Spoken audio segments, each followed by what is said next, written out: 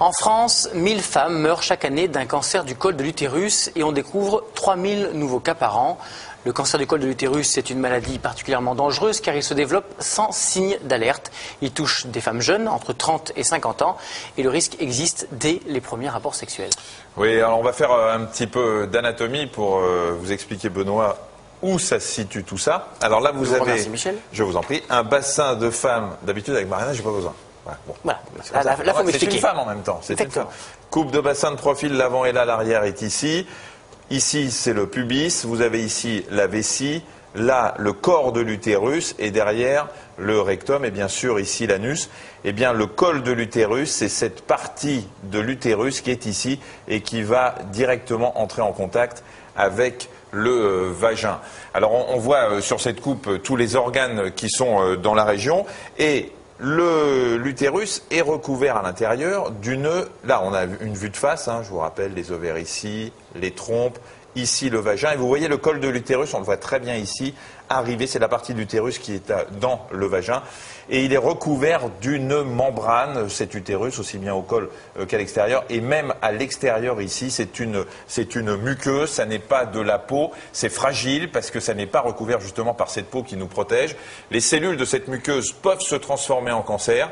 Et lorsque le cancer se manifeste, il se traduit par des pertes blanches, ce sont ce qu'on appelle des leucorrhées ou des pertes de sang. Et elles sont parfois provoquées par les rapports sexuels ou même simplement une toilette intime. Mais la plupart du temps, il n'y a pas ou peu de symptômes chez des femmes jeunes et en pleine forme. On découvre le cancer au cours d'un banal examen gynécologique. Banal certes, mais essentiel dans le dépistage. Il s'agit du frottis, le seul examen possible. Cet examen est simple. Il consiste à prélever des cellules du col de l'utérus. Elles sont ensuite envoyées en laboratoire pour être analysées et pour voir s'il y a un cancer ou une infection. Emma Bose, Delphine Parek-Miller ont rencontré une jeune femme dont le frottis s'est révélé inquiétant. Lola. C'est en juillet dernier que cette jeune maman a appris qu'elle souffrait de lésions précancéreuses qui auraient pu dégénérer en cancer du col de l'utérus. Je suis tout simplement allée chez ma gynécologue faire un examen qui s'appelle le frottis.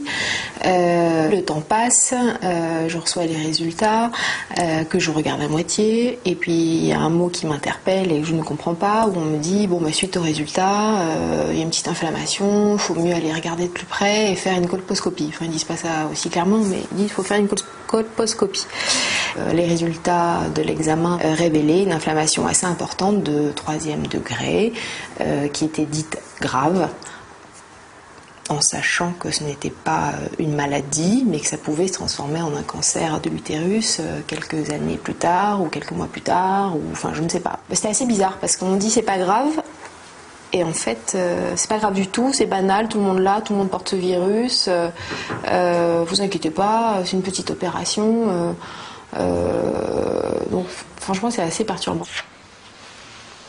Même si dans les médias j'en veux pas, je me suis dit est-ce que ça va m'empêcher d'avoir d'autres enfants? Et c'est la première question à laquelle j'ai pensé avant de savoir exactement ce qu'on allait me faire, etc.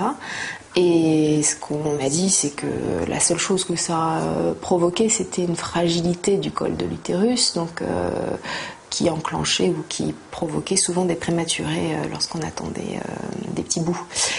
J'en ai un, ça me suffit pour le moment, mais au moins je voulais être rassurée là-dessus. Vraiment, je suis passée à côté de quelque chose qui aurait pu être beaucoup plus...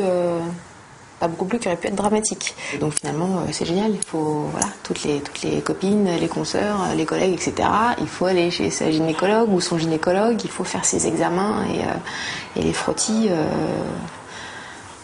c'est merveilleux, quoi, en fait, grâce à ça. Voilà. Donc moi je vais bien, tout va bien et voilà. Alors un diagnostic précoce permet de guérir près de 100% des patientes. Le frottis, unique moyen de dépistage, on le rappelle, doit être fait au début de la vie sexuelle. Les 2 premiers sont réalisés à 1 an d'intervalle. Ensuite, un frottis tous les 2 ans, c'est suffisant parce que le cancer du col de l'utérus progresse et heureusement lentement. Alors, lorsque le frottis est suspect, on recherche la présence d'un virus appelé Human Papillomavirus ou HPV. On a beaucoup entendu parler de ce virus puisqu'on le retrouve dans la plupart des cancers. Les infections causées par l'HPV sont très fréquentes. Elles touchent 70% des femmes entre 15 ans et 65 ans. Le plus souvent, le corps réussit à éliminer le virus en quelques mois sans que l'on se rende compte de la maladie. Pendant cette période, on peut contaminer son partenaire si les rapports sont non protégés. Il existe différents types de virus HPV. Ils sont numérotés pour simplifier leur nom. Il y a HPV 16 et 18 qui sont les plus fréquents. Mais de l'infection au cancer, les étapes sont lentes. Michel vous l'a dit. Une intervention, la conisation, permet d'agir avant le stade de cancer. Explication avec Emma Beauce et Olivier Leplan. La conisation est une intervention pratiquée sous anesthésie locale ou générale qui dure une vingtaine de minutes. Elle consiste en une ablation d'une portion du col de l'utérus réalisée par les voies naturelles, le vagin. Donc là, nous avons une patiente qui présente une lésion précurseur du cancer du col, mais qui n'est pas du tout un cancer du col. C'est une lésion qui est due à un virus. Et ce virus entraîne une petite virus sur le col qui pourrait un jour éventuellement dégénérer. Alors, pour éviter qu'elle ne dégénère, on va la retirer. C'est un geste qui se fait assez rapidement, comme on peut le voir. Alors, là, on a déjà repéré les images de la lésion avec un microscope qui s'appelle un colposcope. Puis ensuite, on va retirer la lésion avec une résection à lance diathermique. Alors, on fait varier le diamètre de l'anse pour l'adapter à la taille réelle des lésions sur le col de cette patiente. Voilà à peu près la taille de ce qu'on va retirer. Le bistouri électrique en forme d'anse introduit par le vagin jusqu'au col de l'utérus est maintenant sur la lésion. Placé autour de celle-ci, l'anse en forme de lasso va permettre de réaliser l'ablation des cellules anormales. La lésion est retirée. Elle est déposée puis elle va être réanalysée ensuite par un laboratoire pour vérifier qu'on a bien tout enlevé. Voilà la petite lésion qui a été retirée, cette zone jaune centrale. Donc ce qui permet de voir que c'est une lésion précancéreuse, c'est son apparence. C'est son apparence, oui, c'est la petite tache jaune qui est là. Vous pouvez mettre le laser on. Donc voilà, maintenant on nettoie le col au laser pour que la cicatrisation soit bonne et qu'il n'y ait pas de problème. C'est un laser CO2, on a un petit spot qui permet de regarder, puis on peut tirer comme ça dans l'air et brûler la cible qui est à 40 cm de distance. Voilà, c'est tout. Donc maintenant on retire le spéculum et l'intervention est terminée. En général les suites sont simples. Il y a la cicatrisation du col qui prend 3 semaines. Donc pendant les 3 semaines elle doit s'abstenir de toute relation et de bain. Voilà. Et puis ensuite on contrôle 2 mois après que tout a bien cicatrisé, qu'il n'y a plus rien. Dans 95% des cas, il n'y a plus rien au contrôle à 2-3 mois et ensuite on surveille la patiente tous les 6 mois pendant 1 an pour vérifier que le virus ne se redéveloppe pas, ce qui est le cas le plus fréquent.